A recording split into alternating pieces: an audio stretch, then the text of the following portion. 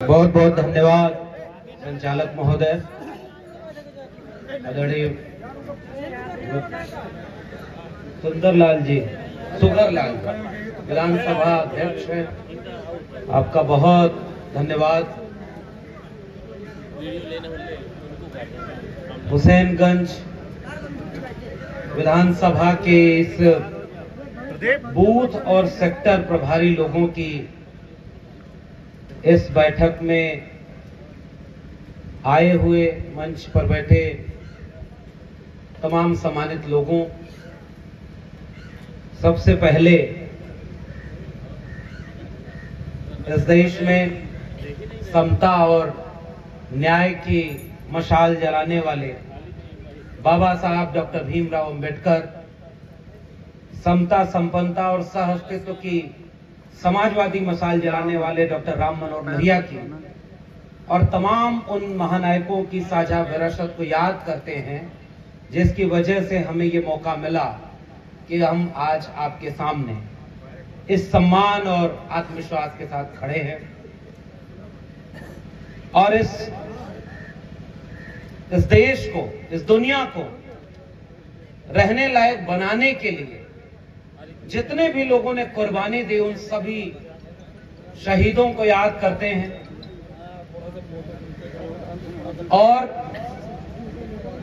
मेरे लिए चूंकि ये राजनीतिक लिहाज से पहला कार्यक्रम है, इसके पहले कई वर्षों से मैं एक सामाजिक सांस्कृतिक आंदोलन की तरफ एक विचारधारा की लड़ाई को जो हजारों साल से चली आ रही थी उसे आगे बढ़ाने की कोशिश करता रहा और आज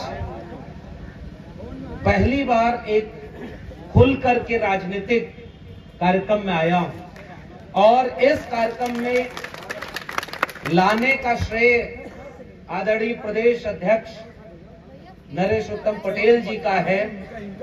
आपका आदेश हुआ कि आपको आना है और इसकी वजह केवल ये है कि भाई देखिए, हम तो यही पूर्वांचल आजमगढ़ के रहने वाले, हमारे पुरखे गाय भैंस चराया करते थे, खेत में खेती किसानी करते थे, उन्होंने पढ़ाया लिखाया, उनके दम पर विश्वविद्यालयों में पढ़ने का मौका मिला और देश के सबसे बड़े केंद्रीय विश्वविद्यालय दिल्ली विश्वविद्यालय में प्रोफेसर बनने का मौका मिला।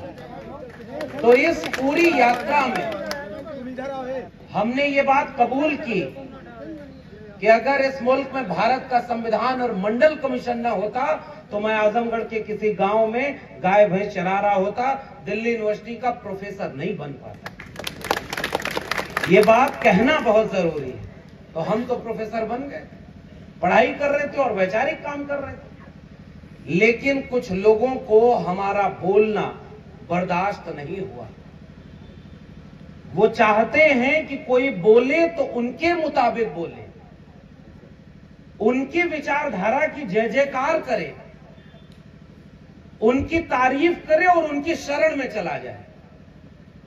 हमने कहा कि अगर शरण में जाना होगा तो हम अपने वैचारिक नायकों की शरण में जाएंगे और उत्तर प्रदेश में बाकी सब छोड़ दीजिए। दो वैचारिक नायक हैं, बाबा साहब डॉक्टर भीमराव अंबेडकर और डॉक्टर राम मनोहर लोहिया, उनकी शरण में जाने से बड़ी बात कौन सी होगी, जिनकी वजह से यहां तक का सफर तय हुआ। लेकिन उन्हें हमारा बोलना मंजूर नहीं हुआ तो हमारी नौकरी छीन ली। हमें नौकरी छीन करके सोचा कि बेरोजगार कर देंगे, डरा देंगे, चुप हो जाएगा, अब नहीं बोलेगा, फिर अपनी नौकरी की कोशिश में लग जाएगा। फिर मुझे ये समझ आया कि जुल्म के साये में लब खोलेगा कौन, और अगर हम भी चुप रहे तो फिर बोलेगा कौन। जाने कितने लोग प्रोफेसर बने और जाने कितने लोग नौकरी पाए। वो रास्ता जिससे हम जिस सीढ़ी से चल करके वहां तक पहुंचे, हमारी आंखों के सामने अगर वो सीढ़ी तोड़ी जा रही है तो क्या हम चुपचाप अपनी आंख बंद करके अपनी नौकरी बचाते? ये हमारे सामने चुनौती थी। हमारे भी घर वाले चाहते थे कि चुपचाप नौकरी करो, लेकिन हमने सच और हक की बात कहना छोड़ा नहीं। नौकरी चली गई।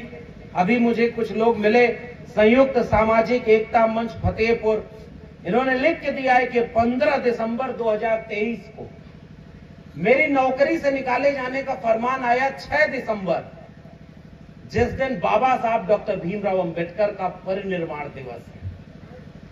उस दिन मुझे नौकरी से निकालने का आदेश आया 15 दिसंबर को। देखिए, यहां आपके जिले में, जिन्हें मैं नहीं जानता शायद, लेकिन एक वैचारिक रिश्ता था, उन्होंने उसके खिलाफ आंदोलन किया। अश्विनी यादव जी हैं एडवोकेट, अमित पाल जी हैं, प्रभात सिंह जी हैं, पुष्पेन जी, बहुत सारे लोगों की पूरी लिस्ट है।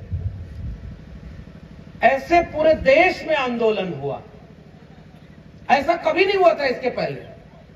किसी एक प्रोफेसर की क्या विसार, लेकिन ये जो सम्मान मिला, ये सम्मान किसी व्यक्ति का नहीं, उस विचारधारा का है जिसकी लड़ाई हम लड़ने की कोशिश कर रहे हैं। और अब मैं केवल ये बात कहना चाहता हूं, वक्त चूंकि आप लोगों ने दिया है इतना सम्मान करके, और पहला मेरा राजनीतिक कार्यक्रम है, तो ये बात जो सबसे जरूरी है, जो मैं कहना चाह रहा हूं कि मैं क्यों यहां खड़ा हूं। मैं नौकरी से निकाला गया, मेरे सामने फिर से विकल्प था कि अब नौकरी चली गई तो या तो उनकी हां में हां मिलाइए और फिर से नौकरी पाइए, या तो चुप हो जाइए। और तब मैं मिला इस देश में समाजवादी आंदोलन की वर्तमान में सबसे बुलंद आवाज समाजवादी पार्टी के राष्ट्रीय अध्यक्ष आदरणीय अखिलेश यादव जी से। और मैं ये बात, चूंकि पहला मंच है इसलिए कहना चाहता हूं, मैं उनसे मिला और उनसे पहले भी बातचीत हुई, वो एक रिश्ता वैचारिक बन गया था।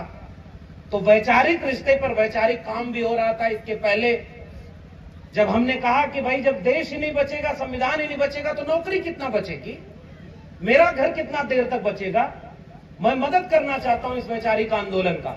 तो समाजवादी पार्टी के राष्ट्रीय अध्यक्ष ने, आदरणीय अखिलेश जी ने हमसे कहा कि आप वैचारिक मदद कर सकते हैं तो प्रशिक्षण शिविर में आइए। तो समाजवादी पार्टी ने जो प्रशिक्षण शिविर आयोजित किया उसमें हमें बुलाया गया। लेकिन जब नौकरी चली गई और जब मैं पहली बार उनसे मिलने गया, संयोग है हम आप एक साथ यहां खड़े हैं, इसलिए मैं बस ये थोड़ा वक्त लेकर किस्सा सुनाना चाहता हूं। मुझे देखते ही आदरणीय राष्ट्रीय अध्यक्ष जी ने कहा कि जाओ शेर, अब आजाद हो गए, अपने मन का काम करो और इस वैचारिक लड़ाई को आगे बढ़ाओ। कोई और होता तो ये कहता, डराता, अफसोस करता। उन्होंने कहा कि अब बुलंदी से उस विचारधारा की लड़ाई को आगे बढ़ाना हमारे लोगों की जिम्मेदारी है। तुम एक नौकरी से बड़ा काम कर रहे हो, इसलिए मैंने ये तय किया। और ये बात हम 5-7 साल पहले जब एक वैचारिक आंदोलन में खड़े हो गए थे, तभी हमने ये चुन लिया था। और जिस दिन ये रास्ता चुना था, उस दिन पता था कि या तो कोई जेल में डालेगा, या तो कोई हमें मारेगा, या नौकरी छीनेगा, लेकिन सब कुछ जानते हुए उस रास्ते को नहीं छोड़ा, क्योंकि वो हमारी जिम्मेदारी थी। और तब हमने ये चुना कि अब एक ऐसा चुनाव हमारे सामने है, राजनीति का। मैं क्यों राजनीतिक मंच पर खड़ा हूं, ये बात आपसे कह रहा हूं। जब मैं प्रोफेसर हूं, मेरी नौकरी रहेगी या जाएगी, ये कौन तय कर रहा है? राजनीति तय कर रही है। मेरे क्लास में जो बच्चे पढ़ेंगे उनकी फीस कितनी होगी, ये कौन तय कर रहा है? राजनीति तय कर रही है। जो बच्चे डिग्री पाएंगे वो डिग्री कितने में मिलेगी, ये राजनीति तय कर रही है। ओरिजिनल डिग्री की बात कर रहा हूं, फेक डिग्री की बात नहीं कर रहा। समझदार को इशारा काफी। बहुत बड़े बड़े लोग इस देश में हैं, चुनावी मंच है इसलिए वो बात नहीं कहूंगा, लेकिन बहुत सारे लोगों की डिग्री का पता ही नहीं कौन सा डिग्री है, 4th पास या इंटायर पॉलिटिकल साइंस। उनको पता है कि जो पढ़ता है वो सवाल पूछता है। बाबा साहब डॉक्टर भीमराव अंबेडकर ने कहा कि शिक्षा वो शेरनी का दूध है, उसे जो पिएगा वो दहाड़ेगा। इसलिए शिक्षा को उन्होंने सबसे ज्यादा कमजोर किया, और उसे तय करने वाली राजनीति है। देश में तय करना है क्या होगा, किसे 5 किलो अनाज मिलेगा, किसे रोजगार मिलेगा, ये सब कुछ कौन तय कर रहा है? राजनीति। और अब राजनीति ये तय करने जा रही है कि अब इस देश को भारत के संविधान से चलाया जाएगा या किसी एक धर्म का बना दिया जाएगा। इस मौके पर कोई भी जिम्मेदार नागरिक है, अगर उसने भारत के संविधान का इतना भी लाभ लिया है तो उसकी जिम्मेदारी है। ये संविधान मंथन का दौर है। एक तरफ संविधान विरोधी अगर खड़े हो गए तो संविधान के बचाने वालों को सबको एक तरफ खड़े हो जाना होगा। और तब इस वजह से मैं यहाँ पर खड़ा हूं। आदरणीय प्रदेश अध्यक्ष जी ने हमसे ये बात कही कि हम आपको अपने यहाँ ले जाना चाहते हैं, और आदरणीय प्रदेश अध्यक्ष जी का इतना सम्मान, उनकी वजह से मैं यहाँ आया। और उन्होंने कहा कि इस कार्यक्रम में बूथ के सेक्टर के अध्यक्ष लोग आएंगे, और उनके बीच में तो ये संयोग है कि मेरा पहला एक राजनीतिक मंच। जब सब कुछ राजनीति तय कर रही है तो हम भी तय करेंगे कि हमारी राजनीति कैसी होगी, इसलिए हम आपके बीच में आए। हमें वो नेता नहीं चाहिए जो झूठ बोलता हो, हमें वो नेता नहीं चाहिए जो गुमराह करता हो, हमें वो नेता नहीं चाहिए जो हिंदू और मुसलमान के नाम पर नफरत फैलाए, हमें वो नेता नहीं चाहिए जो जातियों को जातियों से लड़ाए, हमें वो नेता नहीं चाहिए जो वादा करे तो पूरा करने का वक्त आए तो कहे कि जुमला था, और अब जब पुराने वादों को पूरा करना था तो उन सबको भूल करके गारंटी की बात करने लगा। हमें वो नेता नहीं चाहिए जो इस भारत में हर समय नफरत का माहौल बनाए। हमें वो नेता चाहिए जो मोहब्बत और प्यार का भारत बनाए, बाबा साहब डॉक्टर भीमराव अंबेडकर और डॉक्टर राम मनोहर लोहिया के सपनों का भारत बनाए। इसलिए अब इस राजनीति के करने का वक्त आ गया है।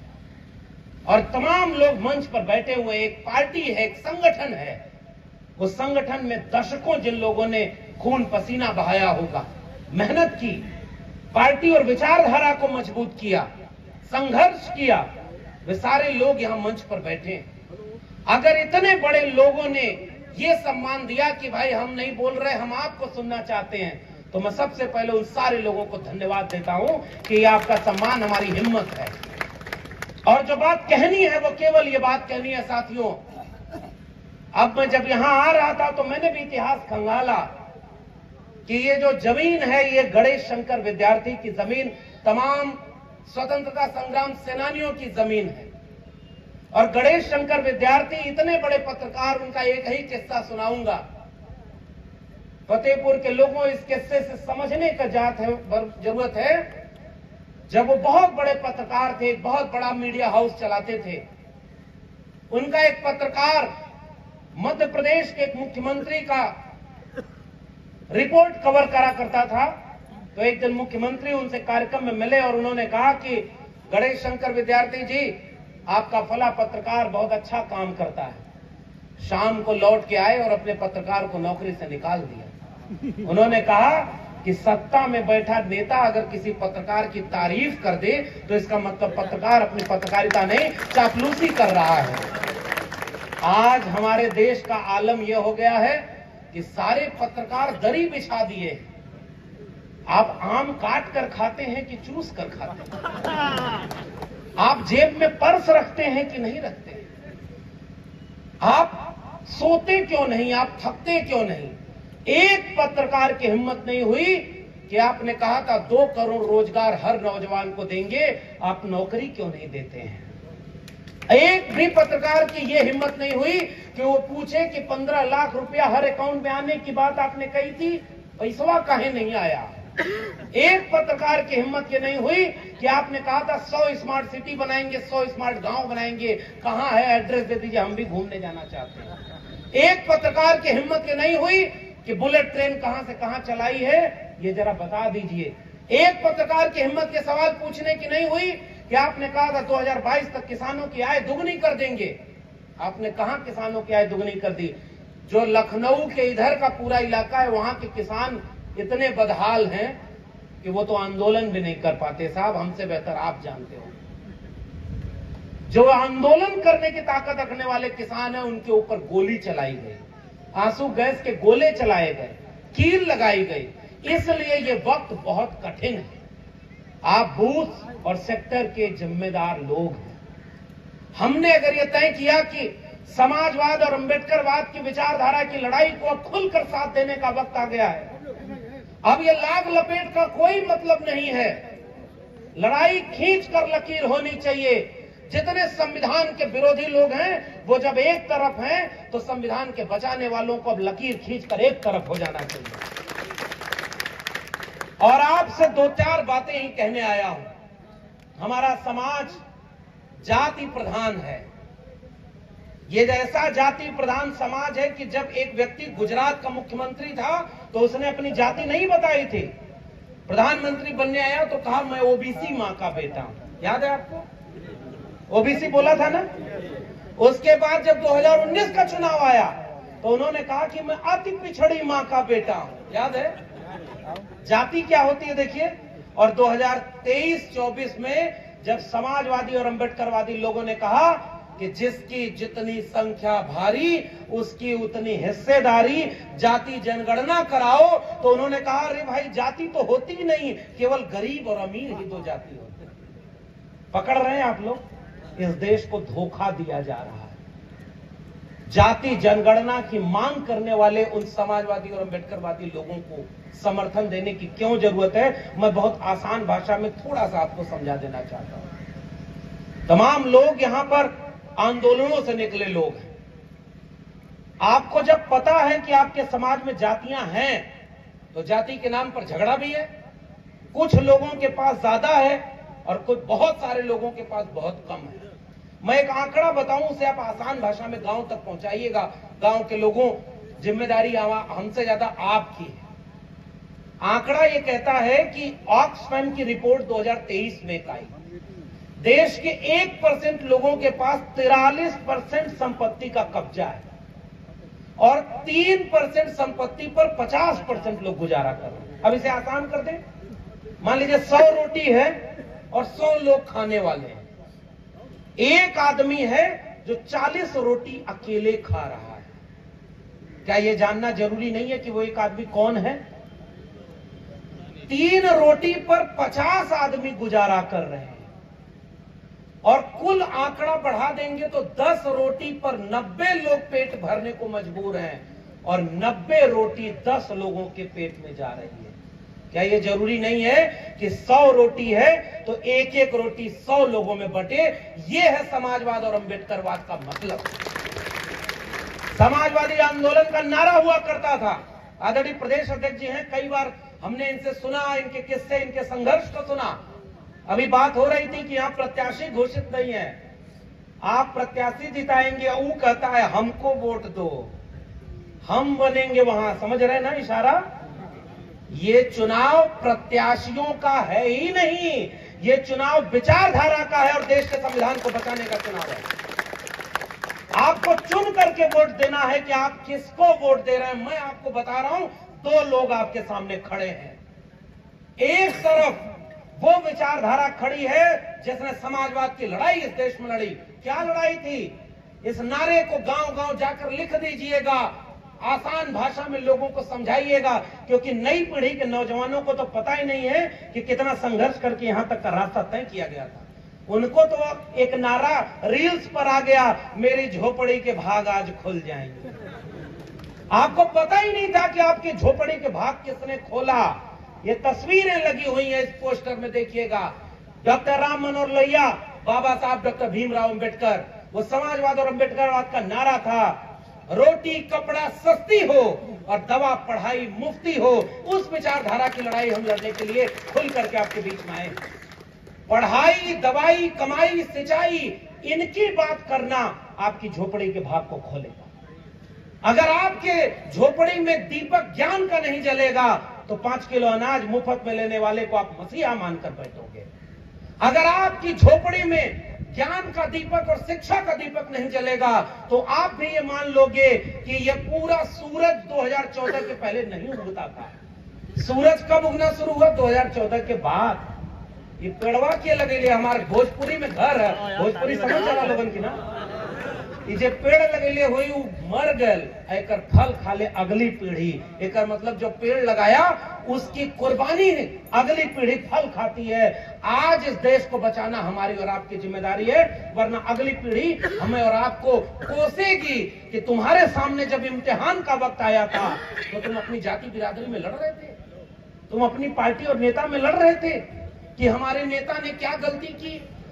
जैसे एक पार्टी का कार्यक्रम है तो गांव में आप भी जाएंगे तो आपको सुनना पड़ेगा, भाई कुछ व्यवहारिक बात होनी चाहिए। मैं इतना किताब जरूर पढ़ा हूं कि अगर विचारधारा पे बोलना हो तो घंटों बोलते रहूंगा, लेकिन अब लड़ाई आर या पार की है। क्या लड़ाई है? आप गांव में जाएंगे तो आपसे कहा जाएगा कि समाजवादी पार्टी के लोगों ने गठबंधन ठीक नहीं किया, तो कहिए कि ये वक्त चुनाव की पार्टी के गठबंधन का है, उससे ज्यादा जनता के गठबंधन का है। उन्होंने जो किया सो किया, आइए हम लोग तो गठबंधन एक अच्छा कर ले। जो ये मंच पर नाम बोले गए, बगीचा तब सुंदर लगता है जब हर रंग के फूल खिले होते हैं, और इस मंच पर जितने लोगों के नाम बोले गए उनमें जातियां पहचानिए, ये है समाजवाद और अम्बेडकरवाद का मंच। सब लोग हैं, लेकिन उधर से भी बोला जाएगा हमने राष्ट्रपति दलित बनाया, इशारा समझ रहे हैं ना, हमने प्रधानमंत्री दलित बनाया, हमने मुख्यमंत्री ओबीसी बनाया, हमने सबसे ज्यादा ओबीसी को मंत्री बनाया, हमने सबसे ज्यादा सांसद विधायक बनाया। तो आप पूछिएगा जज कितना बनाया, प्रोफेसर कितना बनाया, वकील कितना बनाया, नौकरी कितनी दी? ये सवाल पूछने की जरूरत है, क्योंकि सांसद, विधायक और मुख्यमंत्री इस देश के संविधान ने बनाया है। और आदरणीय नेताजी जब मुख्यमंत्री बने थे, मैं उनको याद करना चाहता हूं, उन्होंने कहा कि समाजवादी पार्टी बख्शीश की राजनीति नहीं करती है। समाजवादी पार्टी एक आंदोलन का नाम है। समाजवादी पार्टी एक ऐसा समाज बनाना चाहती है जो किसी की कृपा पर न जिए, जो किसी से मांग कर न रहे, एक सम्मान और खुददारी की बात करने वाली विचारधारा। और जब किसान का बेटा संविधान के रहते मुख्यमंत्री बन गया, तो वो आपकी कृपा पर तो नहीं बना, आप तो थे भी नहीं, लेकिन बनना क्या था? प्रोफेसर बनना था ना।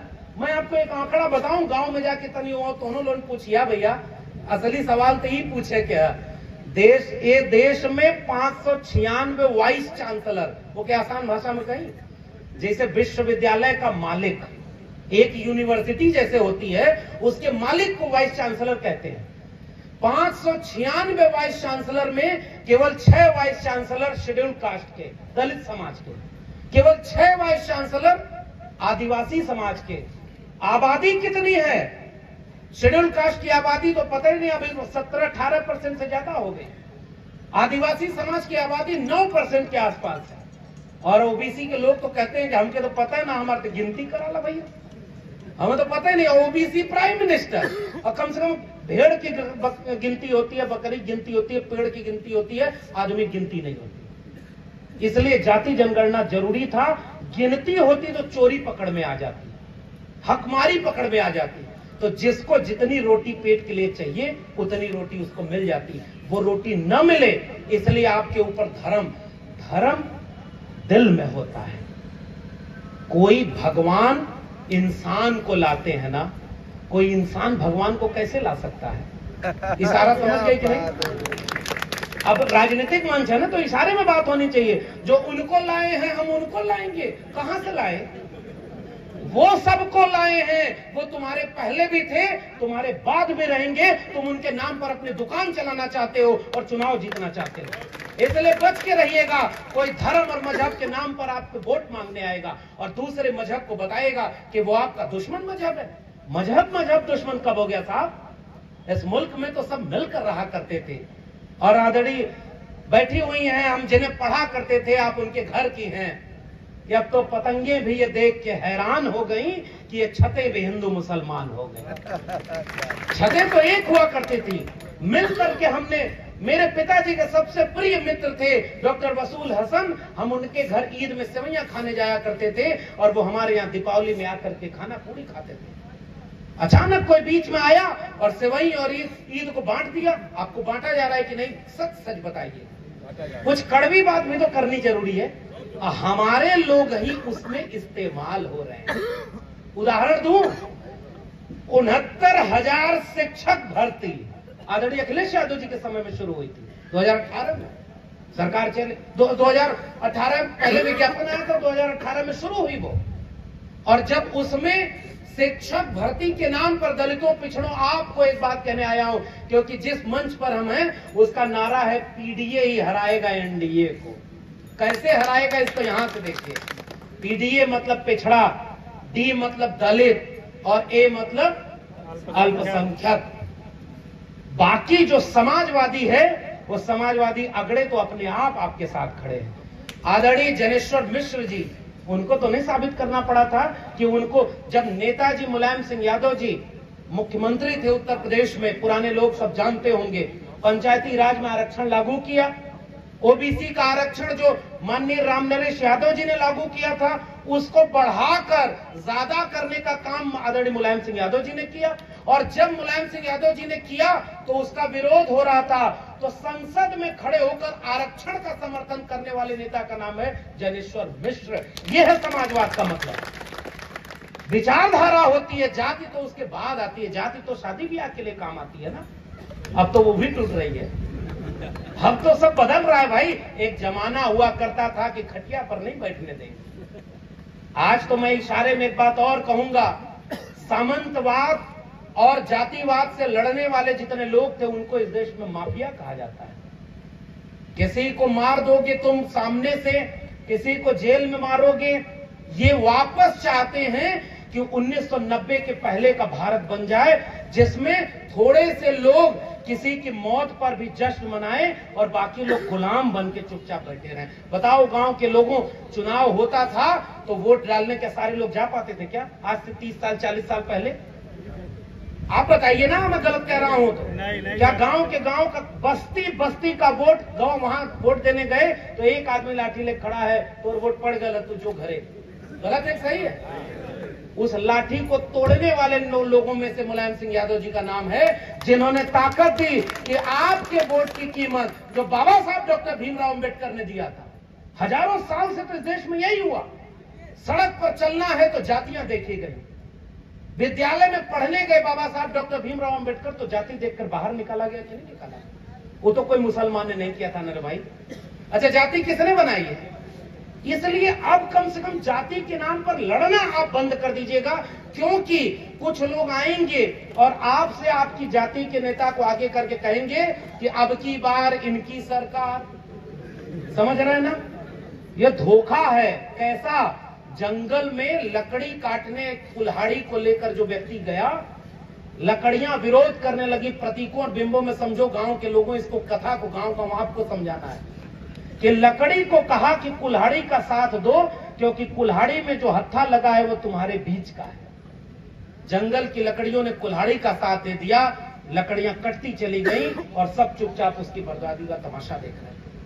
किसी ने ये नहीं कहा कि वो लकड़ी जो कुल्हाड़ी में लग गई वो हमारे बीच की हो ही नहीं सकती, जो वापस हमारी जड़ खोदने के लिए आ रही है।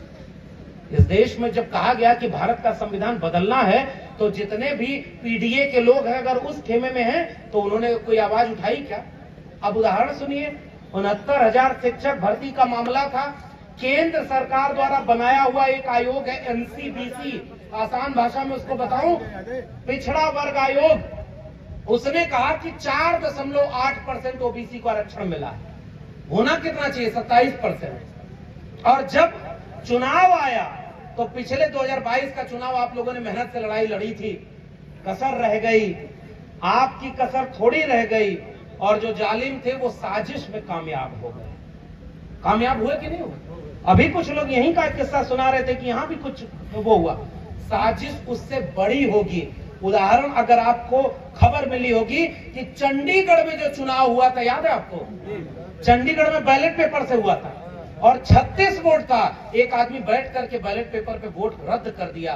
सारा वोट रद्द किसका किया? विपक्षी गठबंधन का, और अपने आदमी को जितवा लिया। सुप्रीम कोर्ट को कहना पड़ा कि ये चुनाव गलत है और इसको बंद करो और दूसरा मेयर बनेगा। वो बैलेट पेपर से था तो पकड़ में आ गया, मशीन से पकड़ में आएगा क्या? इसलिए मैं 2-3 चीजें इशारे में कह के, कि बहुत लंबी बात कहने का वक्त नहीं है, हम आदरणीय प्रदेश अध्यक्ष जी को सुनने जाएंगे। मैं कहना केवल ये चाहता हूं कि 69,000 शिक्षक भर्ती मामले में जितने विद्यार्थी थे, जब वो नौकरी मांगने लखनऊ की सड़क पर गए तो उनके ऊपर लाठियां मारी गई। आपने पता है कि नहीं यार? जबकि वो शिक्षक बन गए हैं, उनको केवल ज्वाइनिंग लेटर चाहिए, उनको नौकरी नहीं मिलेगी। उनके झोपड़ी के भाग नहीं खुलेंगे जो नौकरी मांगेगा, और बाकी धर्म के नाम पर आप लड़ाना चाहते हो। हम सब मिल करके इस भारत में बहुत दिनों से रहते आए। हमारी लड़ाई धर्म की नहीं है। जैसे मंदिर में जाना है वो मंदिर में जाता रहा था, जाएगा। जैसे मस्जिद में जाना है वो मस्जिद में जाएगा। मंदिर और मस्जिद कभी आपस में नहीं लड़ते। और कोई लड़ाने वाला कोई बाहर से आए, वो लड़ा रहा है केवल इसलिए लड़ा रहा है। आखिरी में एक किस्सा सुनाऊंगा। हमारे यहाँ इलाके में भैंस चोरी करने वाले रात के अंधेरे में भैंस चुराने आते हैं। गांव के लोग हमसे ज्यादा तो हम समझिएगा। गांव में भैंस के गले में को घंटी टंगल रहे, हर घंटी बजती रहती है, घर के लोग चैन से सोते हैं। चोर रात के अंधेरे में आते हैं। और जब चोर कह रहा हूं तो वहां फिल इन द ब्लैंक्स है, आप समझ लीजिएगा आपकी क्या चोरी हो रही। अंधेरे में आते हैं तो चोर घंटी निकाल करके पूरब भागता है, तो भैंस लेके चोर पश्चिम भागते हैं। घर वाले जागेंगे, गांव वाले जागेंगे तो किस दिशा में जाएंगे? जिधर से घंटी की आवाज आ रही है उस दिशा में सारा गांव दौड़ेगा। और चोर गया, पकड़ लो पकड़ो। और दूसरे सारे चोर भैंस लेके, आखिरी में चोर घंटी फेंक करके गायब। गांव वाले पहुंचे तो क्या मिला? और चोर भैंस चुराकर आपके शिक्षा की भैंस, रोजगार की, पढ़ाई कमाई दवाई सिंचाई की भैंस कोई चुरा रहा है। और आपको भी कुछ पकड़ा गया है, बजाते रहो। और आप भी उसे बजाने में मगन हो गए। इसलिए मैं आपसे कहने आया हूं कि ये जो चोरी है वो रुकेगी कैसे? समाजवादी आंदोलन की विरासत समझो नौजवानों, तुम्हारे ऊपर जिम्मेदारी है। पुराने लोगों ने लड़ाई लड़ करके यहां तक पहुंचाई है। और आपको अगर ये लड़ाई आगे नहीं ले जाना है, आपसे कहा जाएगा धर्म के नाम पर चलो, तब आप कहना शिक्षा के नाम पर। आप पूछोगे कि 2 करोड़ रोजगार कहां मिला, तो वो कहेंगे मंदिर वहां बनवा दिया। बोलेंगे कि नहीं बोलेंगे? आप कहेंगे 15 लाख रुपया कहां मिला, तो वो कहेंगे कश्मीर को भारत में मिला लिया। बोलेंगे ना? अच्छा, उससे क्या मतलब, वो पहले भारत में नहीं था क्या? आप पूछेंगे कि 100 स्मार्ट सिटी 100 स्मार्ट गांव कहां बना, तो वो कहेंगे ट्रिपल तलाक हटा दिया। ये क्या है भाई? तुमने जब चुनाव लड़ा तो वादा किया था कि नौकरी दोगे, पैसा दोगे, और जब सरकार बन गई तो अपनी विचारधारा का एजेंडा लगा रहे हैं।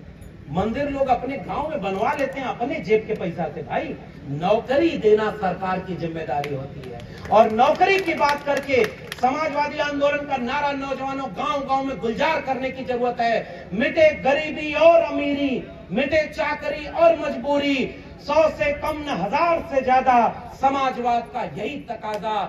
ये नारा हमारे देश के समाजवादी लोगों का था।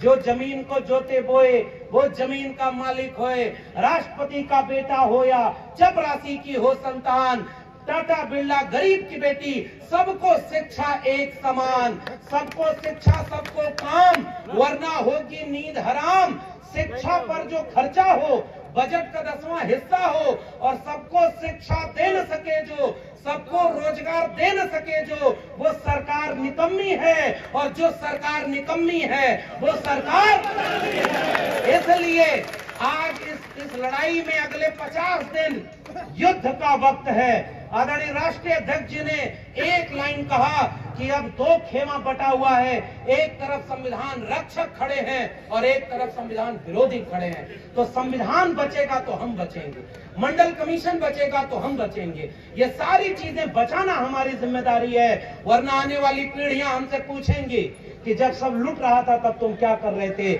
हम आपसे ये कहना चाहेंगे कि हमने लकीर खींच करके समाजवाद और अम्बेडकरवादियों के साथ खड़े होकर के संविधान विरोधियों को देश से हटाने का काम करने का निर्णय लिया था। इसलिए इस बार जब चुनाव का रिजल्ट आए और 4 जून को बूथ और सेक्टर में आप लोगों की जिम्मेदारी है, धर्म के नाम पर मत लड़िएगा। ऐसे तमाम आपको बहकाने वाले लोग आएंगे, जैसे हम इतना जरूरी बात करती हैं और तो उन्होंने भाग दिला बाहर। ये गांव का प्रवृत्ति है, यहाँ वहाँ खुदाई कहीं हुई तब वो बैठ के वहां तमाशा देख ले। अब पता चला आंदोलन कहीं हो, लड़ाई कहीं हो रही है तो वहां ना जाइए, पता चल उहरिया का होता। यह भटकावे वाले लोग असली मुद्दा से तो के भटका देना तो के पता नहीं चला। इसलिए मैं आपसे कहने आया हूं और रुखसत कर रहा हूं। आज से ये आगाज हो रहा है। आदरणीय प्रदेश अध्यक्ष जी, मैं आपका धन्यवाद देना चाहता हूं कि आपके सम्मान ने हमें यहां तक पहुंचाया और अब इस लड़ाई को आखिरी वक्त तक लड़िएगा। चुनाव अपने मुद्दे पर लड़िएगा, लोग भटकाने आएंगे, जाति और धर्म के नाम पर मत भटकिएगा। कहिएगा कि जो संविधान को मानने वाले हैं वो एक तरफ आ जाएं। 5 किलो अनाज कमा कर खाते थे इस देश के लोग, मांग कर खाने वाले लोगों में नहीं है। हमने कमाई, तुमने हमारी बर्बाद कर दी, इसलिए तुम्हें अनाज देना पड़ रहा है। भटकिएगा मत, मैं आपसे निवेदन करके जा रहा हूं।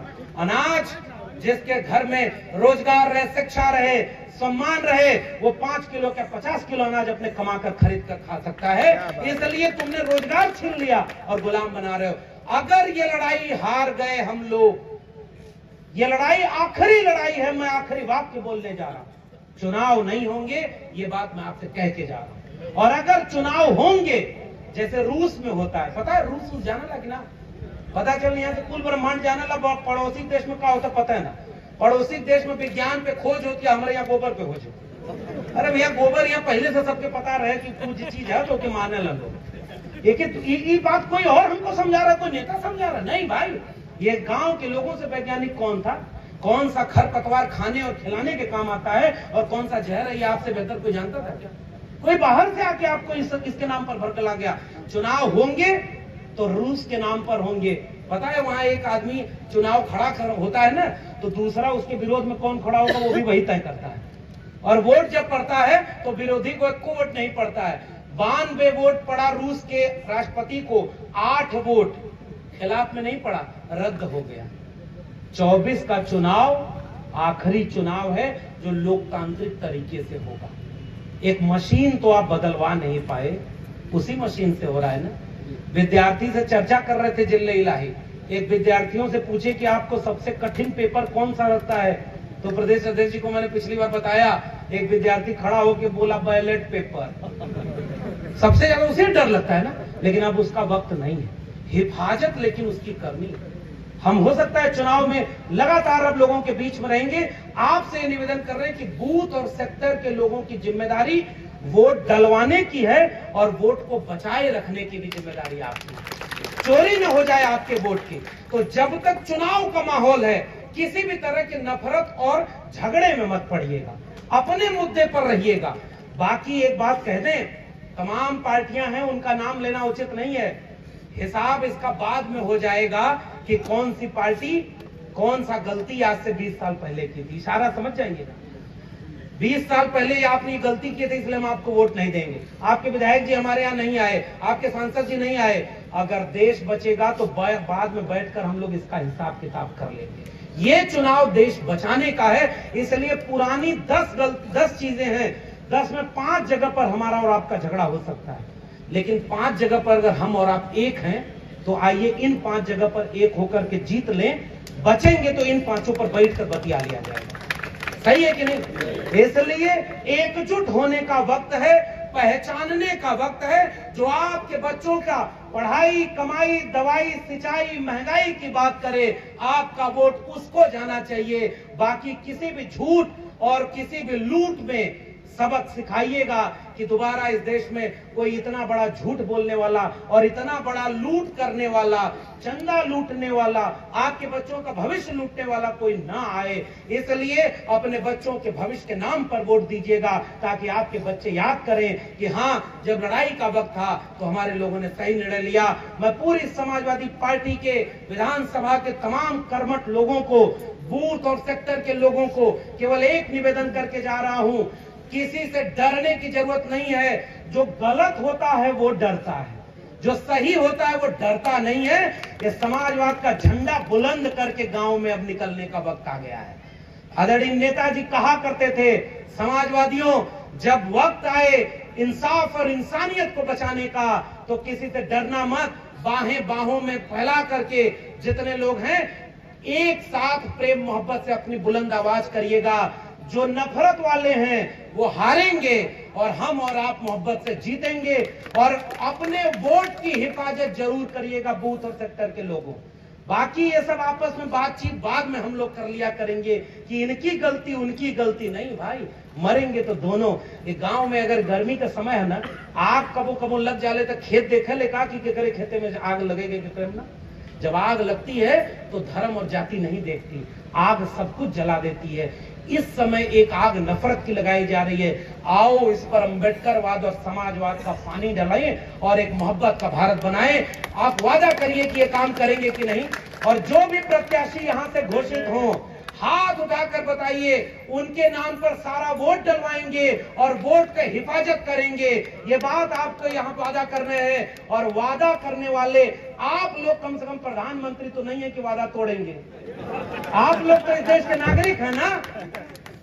ये बात वो धर्म वालों को एक चौपाई उन्हीं की भाषा में, रघुकुल रीत सजा चल जाई, प्राण जाए पर वचन न जाई। आज आपने वचन दे दिया है, इसलिए 4 जून को जब नक्शा टीवी पर आए तो फतेहपुर जिला लाल रंग में रंगा नजर आए। इसी वादे के साथ जय भीम, जय मंडल, जय समाजवाद, इंकलाब जिंदाबाद।